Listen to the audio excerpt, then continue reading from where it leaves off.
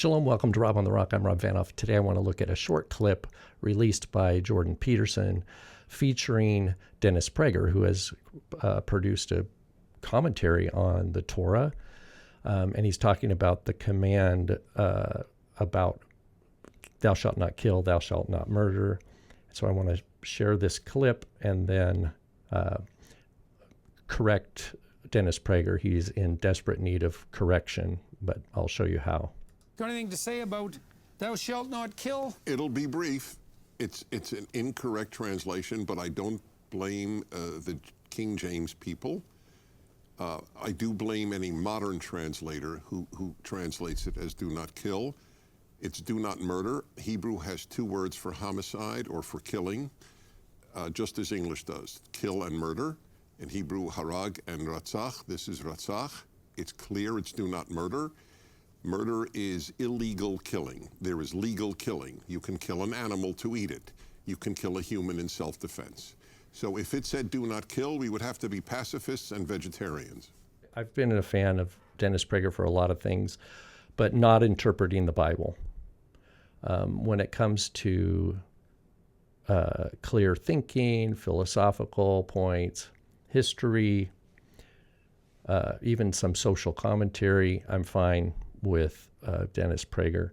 But when he's interpreting the Bible, first of all, he says there's two Hebrew words, and he mentions harag, hey, resh gimel, and ratzach, which is resh tzadi chet.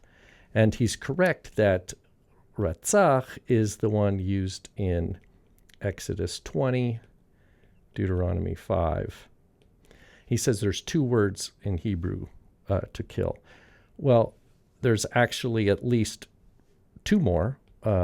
One is from the verb to die in the Hifil. Lehamit is to kill. And also there's a murder, which is murder, shafak dam, to shed blood, right? So there's at least four. And if we're going to include animals, which he did, we have to include shachat, which is to slaughter, particularly in the Torah, for the purpose of eating. You're not going to see harag. You're not going to see the ones he mentioned for animals for eating. The closest one you'll see is harag in the Balaam story, where Balaam says he's threatening to kill his donkey, but that's to murder his donkey, not to slaughter it to eat. If you're going to see the verb in Hebrew to kill for the purpose of eating, because he says, well, if it said kill, we'd have to be vegetarian. That's sensationalist, and it conceals the truth of the Hebrew language. Shachat is the word used to slaughter or to kill an animal for food. So that doesn't even apply. The idea of pacifism doesn't even apply, and I'll show you why.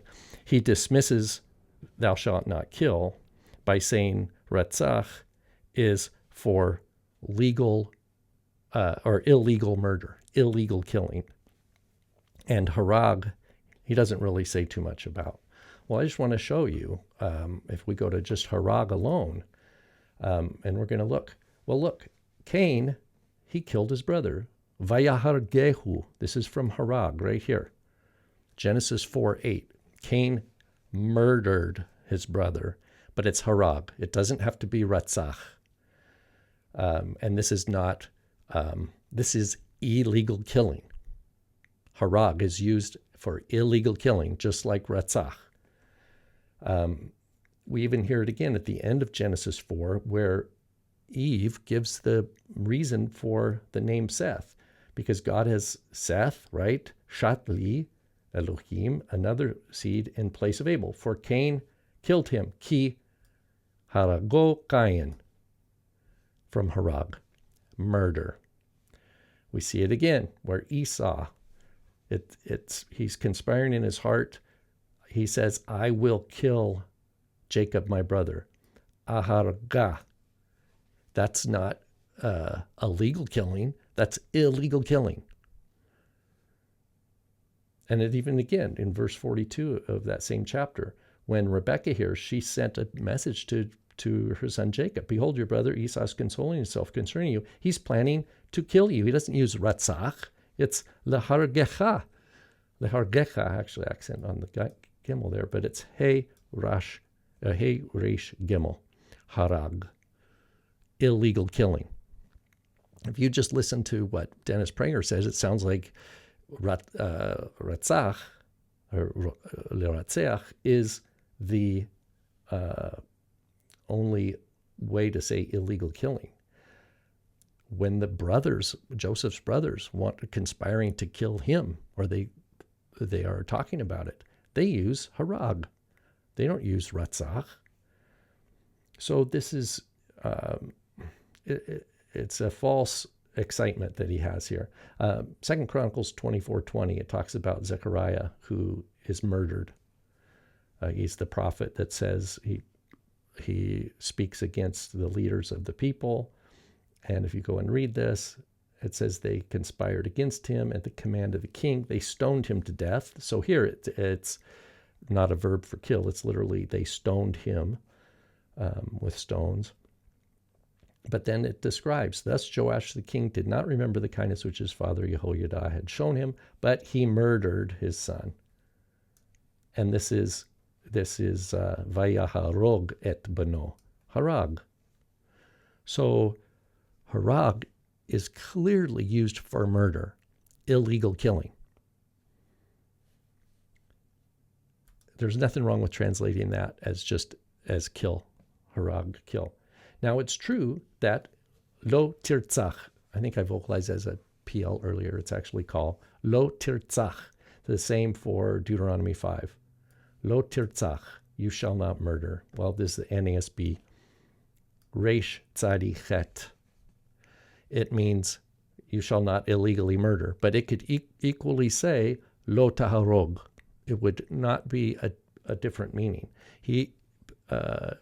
What's his name? Dennis Prager says there are 2 verbs. I've already shown you there's at least 5. The fact that 4 at least, but we have to include 5 if we're going to talk about the killing of animals for food, which he implies. But also this, ratzach can also mean accidental, non-intentional killing. And how do we know that? We know it from Numbers 35, where the Levites are given the cities of refuge, so that if someone kills somebody else on accident, they have a place to flee so that they're not going to get killed. But they're still called rotzeach. They're still called rotzeach. That's the same verb used in the 10 words. Thou shalt not kill. Thou shalt not murder. Rotzeach cannot be illegal killing because it says that it's an accident. And so that's why it uses the word manslayer, right? The manslayer, you read all about the manslayer. It's harotzeach, it's the murderer.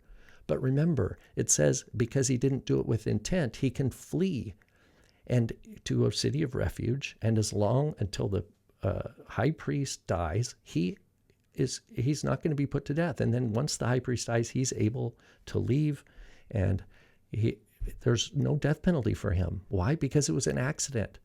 But it's still resh tzari chet, the one that Dennis Prager means illegal killing. And here, Numbers 35, it does not mean illegal killing. So, both, back to my point here, both harag and ratzach can mean illegal killing or accidental killing. Or just killing.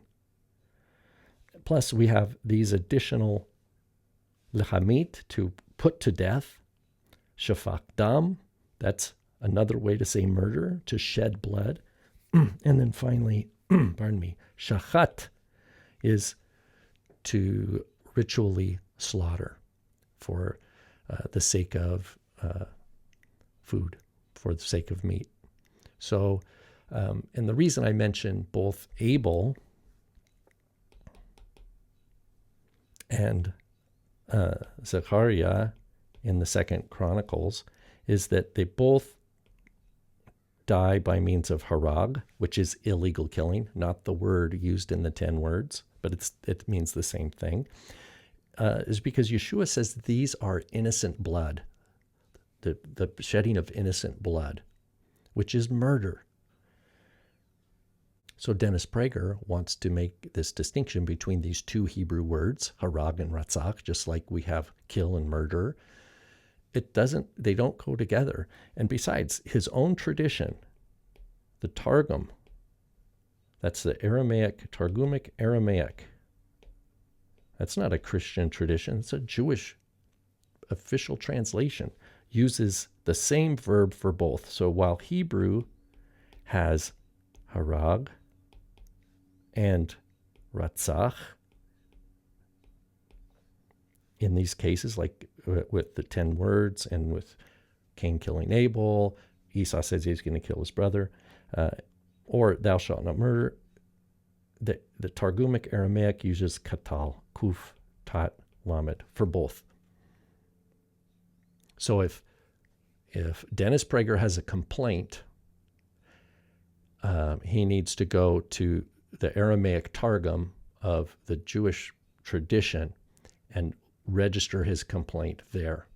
But there really is no complaint. Sadly, this is someone who normally goes for clarity, Dennis Prager, and in this case, he's way off, and it's like he's trying to sell his book, and I reject his short, quippy, sensational statement on this altogether. So there you have it. Shalom.